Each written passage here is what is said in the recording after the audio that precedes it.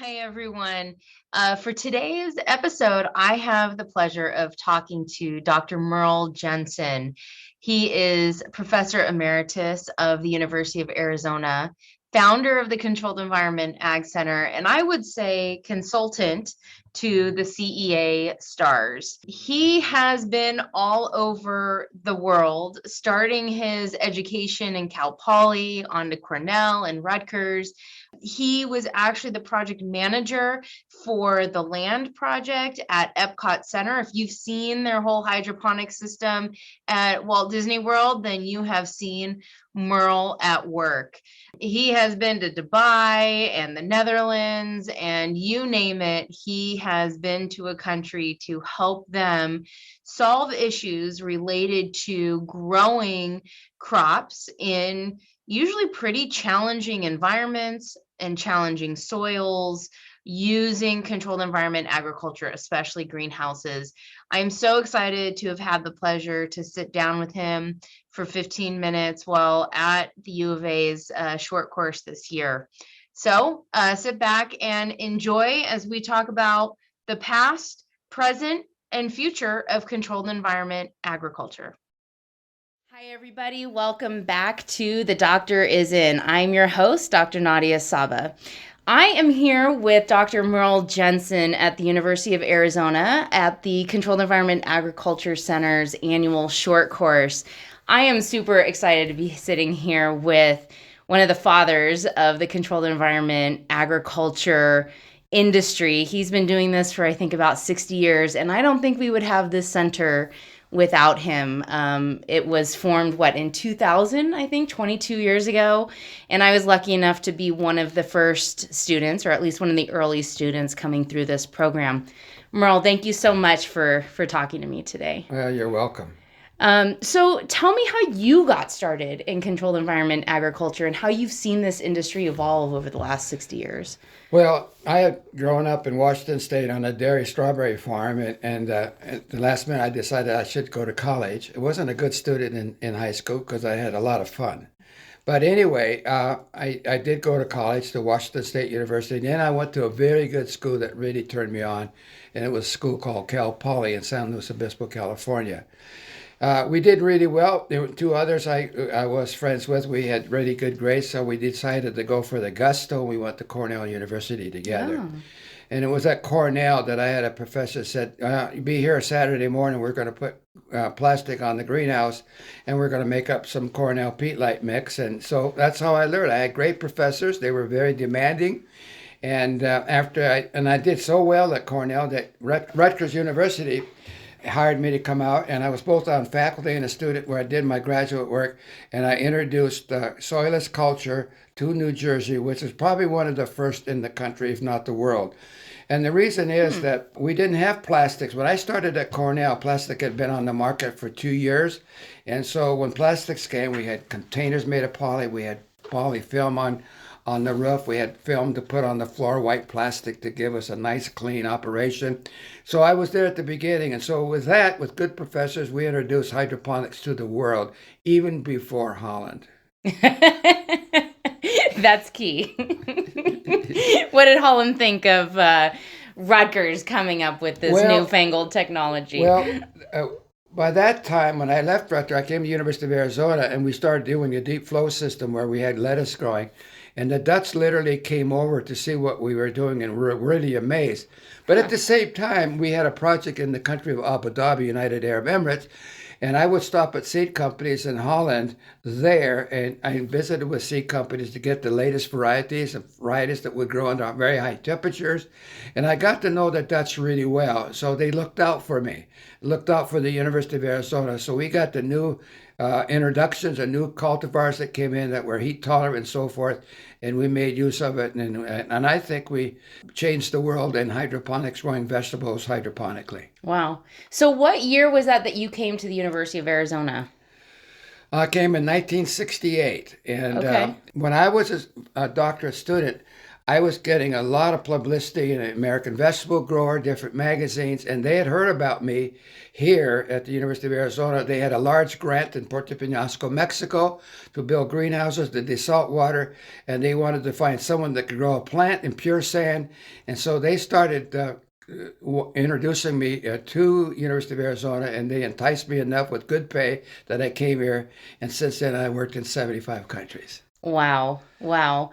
I mean, some of the things you've already mentioned, it sounds like we're still trying to solve this similar issues. I mean, you mentioned desalination or desalting water. You talked about trying to grow in sand, even like vegetable production. How have you seen this industry evolve since your time at Cal Poly and Cornell and Rutgers, and where we are today? What are some of the biggest improvements, some of the biggest advancements that we've had? Well, the big advancements is that we understand a lot more about plants and how they work. And the thing is that we can control the respiration, the transpiration, the photosynthesis. We know what to do about it. And with that, we get yields that we never had before. And so when we started, if we could get so much tomatoes per square meter. I mean, if we could get 20 or 30 pounds per square meter from tomatoes in 1 year, that was pretty good. We're up to 100 pounds now. Wow. With these systems, because the seed companies have come along and given us better varieties. And then we know, and I heard at this meeting here, they're expecting that in the next few years, half of the lettuce will be grown in greenhouses under controlled environments. Wow. Now we got vertical farms, and I think it's like everything new. They're discovering what to do and what not to do, and economics will fit soon in those kind of systems. But we got to automate.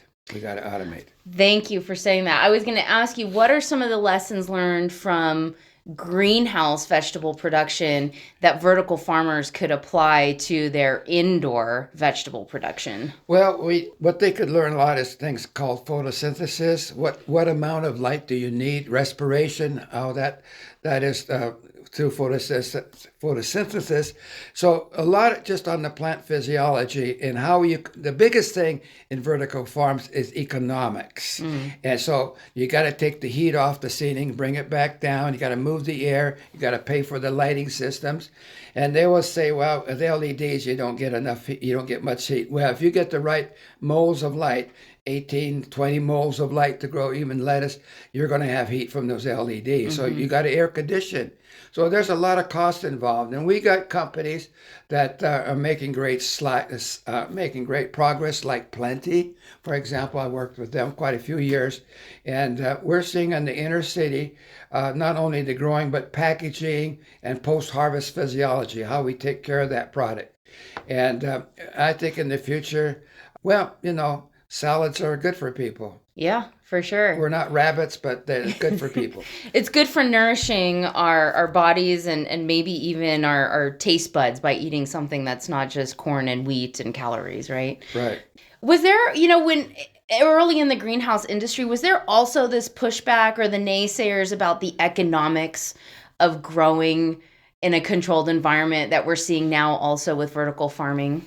Well, the first hydroponic systems was a company out of Phoenix, Arizona, and the economics just weren't there. And the university had asked me that I couldn't work with them anymore because a lot of people were going bankrupt at that time. And it was the systems where you flood trays, plants are growing in rock material, and you flood the trays and it drains. And so we didn't understand a lot about fungal diseases like Pythium and some of those diseases, but we learned from those failures.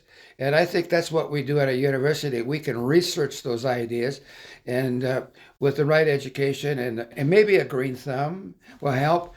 We were able to work out those difficulties, and today it's worldwide. What inspired you to have this brainchild? I believe it was your brainchild to have the Controlled Environment Agriculture Center here at the University of Arizona. Well, I could see where we were going, and I could see that the public would be interested in it. Why did I know? Because the Walt Disney Company had asked me to design the land pavilion, which I did. And I remember through the land pavilion, we could show people how food grows under controlled environment. And I remember my colleagues said that would never work. Guess what? we've had 23 million people through the Land Pavilion. And I'm going to brag a little bit. When Architectural Digest out of London, England, wrote about EPCOT, they said the person that made EPCOT work was the Jensen effect on growing vegetables under controlled environments, and I knew we'd hit a home run. Wow, that's amazing. When it comes to automation, I don't even know. It was a short course many years ago. I don't know which one. And you were talking about automation and how important it is to have as few touches and steps with labor. Like you want to limit the number of steps that a person takes to transplant a plant or prune a plant or harvest a plant. And this idea of bringing plants to people rather than people to plants. And that has stuck in my head for all these years as just such wisdom. And that's something that I even tell my clients. I don't do a lot with automation, except for, of course, HVAC systems are automated. But tell me a little bit about that. Like, where do you see the biggest improvements, where the biggest improvements are needed with automation? Well, automation is good because you can eliminate a lot of food handling by people and safer that way. But with machine vision, we can now photograph and make a machine work accordingly. And so we just have so many other such good engineering coming in where we can completely plant the seed, have it grow, and I always tell people we plant our potatoes on a hillside. We just pull the stake out and it rolls down into the basket. But anyway, no, we automate it and we can have precision with that. We know the moles of light. We know the mineral nutrition. We know the varieties, and we just plug all that in, and at the end we just put that lettuce into a package. That's amazing. So what's the future of this industry look like? Are we going to have more and more acres and hectares of greenhouses? Is everything going to go indoors in a vertical farm? Is it going to be a mix of all of the above? Well, I think we're going to have more vertical farms and farming because, our best land is being taken up by roads and housing. And we're losing a lot of arable land and going to the land that is more difficult to grow on. So, and anytime you have to haul food long distances, it takes a lot of energy to do that. And so to conserve energy, we're going to learn how to take that energy through conservation and apply that in a local way that we can do this economically. So it's going to take a lot of vision, understand the problems that we have and the challenges, but the opportunities. And that's our goal here. And I felt that when I went to see the governor of Arizona that time, I said, we've got to develop the technology here in the United States. We can't keep bringing Europeans over. They're welcome, but the thing is we got to work with our students. And so the center was created by that. It's a matter of your administration to understand what we're doing, how we are feeding the world. And that's another challenge for us at the University of Arizona, but we're getting there. I mean, as someone who is successfully able to, I guess, for lack of a better word, convince the government and local legislators about the value of this industry, about the value of educating and training and researching within controlled environment agriculture, what is some advice you could give to someone like me or other universities or folks who are in this industry to get that same recognition from our government, from regulators and legislators to make this a viable industry that's respected and given the same opportunities as other industries? Well, you got to somehow introduce the technology to the people that govern the funding. Okay, now how do you do that? It's pretty simple. The other day I bought 30 pounds to the president of the university and we're in. Yeah. He said, "Thank you for those great tomatoes." And I don't think he knew what we were doing, but we gave him the product. And he saw that. And I said, "Look at that product. Know the taste. We're learning more. We're learning a lot how we can get a better product tasting-wise." And we have a real champion now. Just simple. Introduce it to him. First of all, bringing some of our product to him. And him seeing that, I think we have someone that's going to keep this place alive. Yeah. That's really great. I mean, that's something I miss about being here is working in the greenhouses, having all these tomatoes and lettuce plants. I mean, those tomatoes that you and Johan were growing when you were testing with EC, oh my God. And they would burst because they were so full of sugar. They were so delicious. They were like candy. And bringing them to our friends and family, I mean, there's no better promotion than we grew this in our greenhouse and doesn't it taste so good? And the reaction we so frequently got was, I haven't tasted a tomato this good since my grandma's garden. Right. You know, people getting to there and enjoying the time of camaraderie to sit around the meal, there's a lot to that. And there are courses now in university teaching that kind of psychological effect that you have by being together, enjoying good food together, and maybe having a good glass of wine. Yes, for sure. Yeah. Well, Merle, thank you so much for your time today. It was so nice to talk to you and catch up with you. My pleasure. Thank you so much. Yeah, welcome back. Thanks. I'm proud of you. Thank you. Yeah, good. Yeah, it's interesting to see where all this goes.